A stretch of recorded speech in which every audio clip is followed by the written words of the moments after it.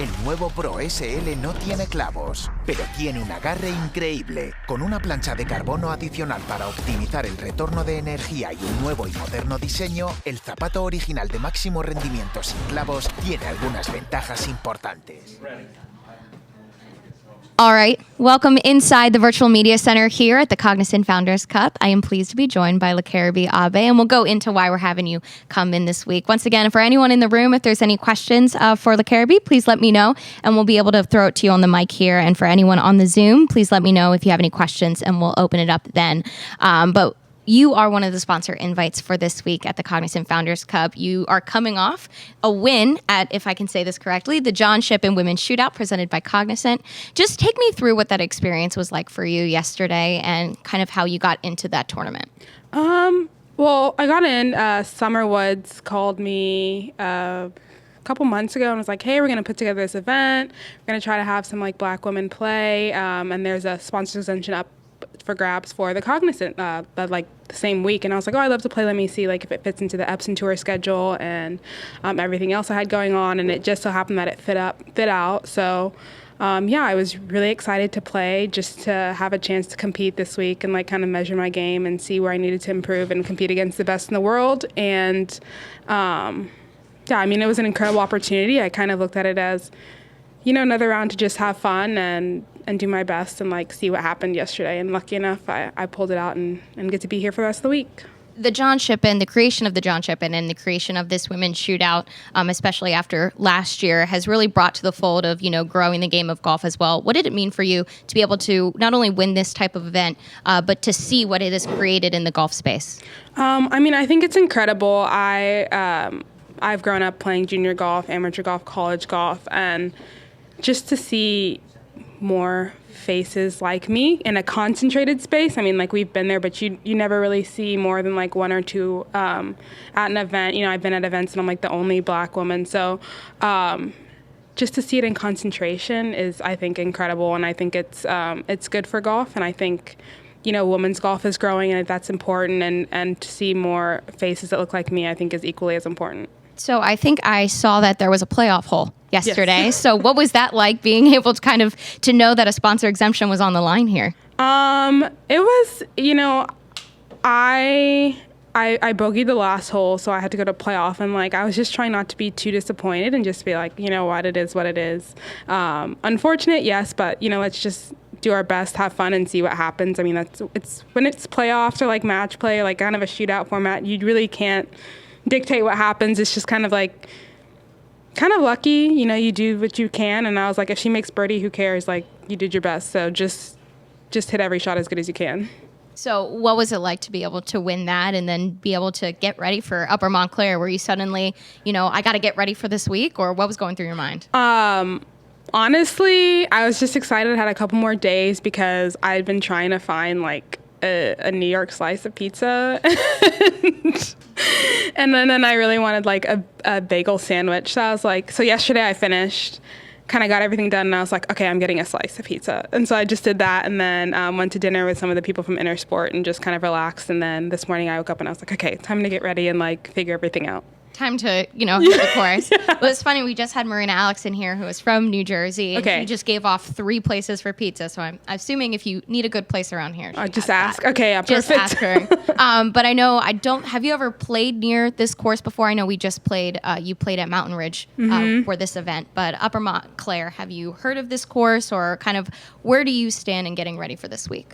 Well, pretty early. I've never like played on this side of New York. I've played in Long Island, so I would say if the courses are decently familiar, I've seen it. Whatever.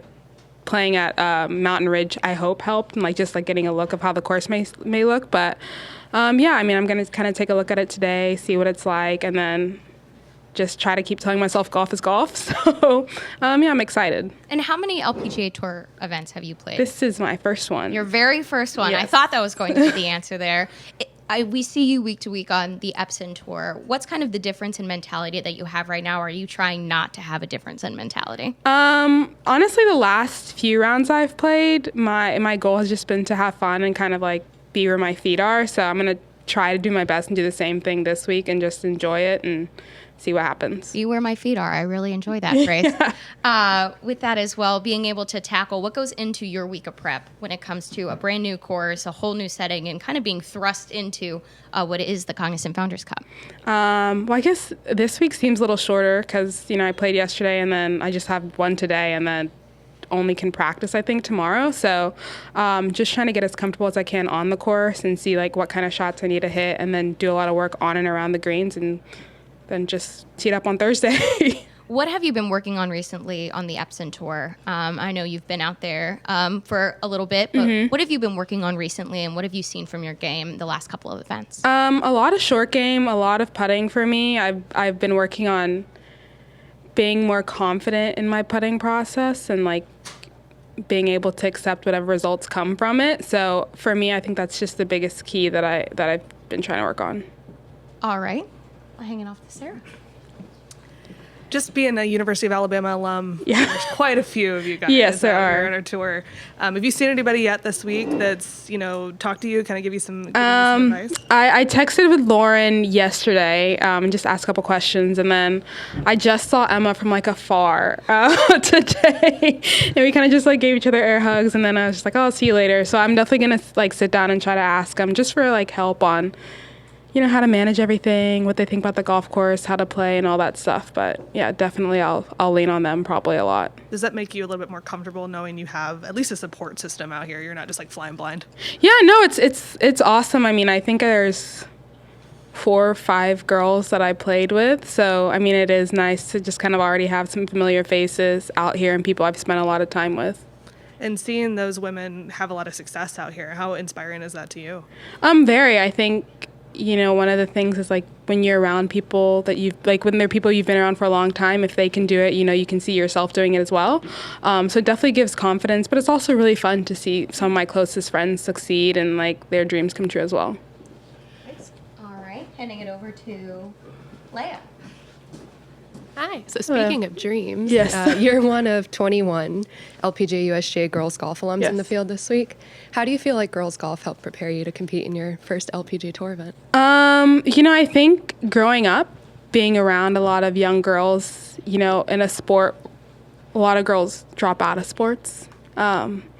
So seeing a lot of girls continue to play golf and being around them and being able to compete against them is a big deal, I think. I mean, in any sport, to have a lot of girls involved, because that's how you get us to stay in sports, and that's how you see the value in sports when there's